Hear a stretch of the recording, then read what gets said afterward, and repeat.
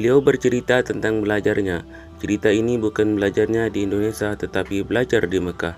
Saat itu sang bunda menemani belajar sambil wirid di rumah kontrakan sehabis sholat. Belajar itu biasanya dilakukan sehabis sholat malam sekitar pukul jam 2 dan berakhir menjelang fajar subuh. Beliau tidur malam sekitar 2 jam. Sang ibu menemani putranya tersebut belajar pada waktu larut malam itu.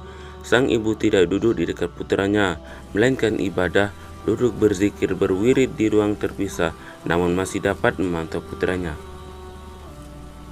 Beliau belajar dalam posisi duduk bersila menghadap kiblat, belajar diterangi lampu pelita minyak tanah di dekatnya. Untuk mendapatkan kenyamanan dalam kepenatan yang dinikmati itu, beliau sesekali mengubah posisi duduknya secara bergantian. Yang kanan dan kiri memegang kitab dan posisi badan kadang condong ke kiri, kadang ke kanan. Dalam suasana khusyuk belajar tersebut, tiba-tiba Zainuddin, pelajar remaja seumur anak kelas 3 SMA itu, mencium aroma sesuatu yang terbakar. Ibu, baunya seperti ada yang terbakar. Sang ibu pun terhentak bangun dan bergegas ke dapur untuk memeriksa jika saja lupa mematikan kompor. Tidak ada, anakku. Zainuddin pun melanjutkan belajar. Beberapa saat kemudian, Zainuddin berteriak lagi dalam belajarnya yang tak putus itu. Ibu, mungkin ada yang terbakar di dapur, baunya keras sekali ini. Sang ibu pun bergegas lagi ke dapur. Tidak juga dijumpai suatu apapun yang terbakar. Dibukanya kamar lain, diperiksakan sudut-sudut ruang, diperiksanya halaman belakang, nihil, tidak ada yang terbakar. Saat kembali berniat kembali menuju tempat belajar, anaknya didengarnya lagi teriakan ketiga. Apa yang gosong? Keras sekali baunya, ibu. Dalam kebingungan yang nyaris itu, sang ibu langsung menuju kamar anaknya dan betapa terperanjatnya sang ibu. Anakku, motong sorban mek. Anakku, motong sorban mek. Teriak agak tertahan.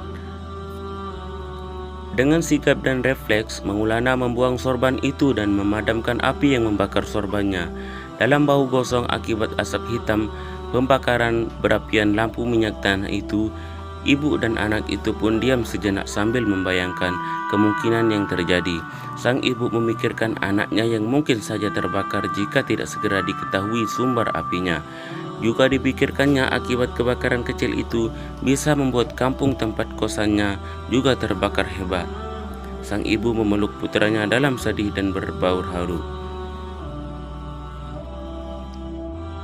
Beliau pun lanjut belajar dan belajar. Beliau bukan hanya belajar dan khusyuk belajar, namun juga dengan memperhatikan adab belajar, etika belajar. Beliau hampir selalu belajar dengan menggunakan pakaian lengkap dengan sorbannya. Saat belajar yang asik, itulah ujung sorbannya menyentuh ujung panas cerobong lampu, templok minyak tanah dan membakar sorban itu secara perlahan. Sorban itu terbakar, sepertiganya tak terselamatkan. Sorban itu memberi kesaksian betapa asiknya pemilik sorban itu belajar.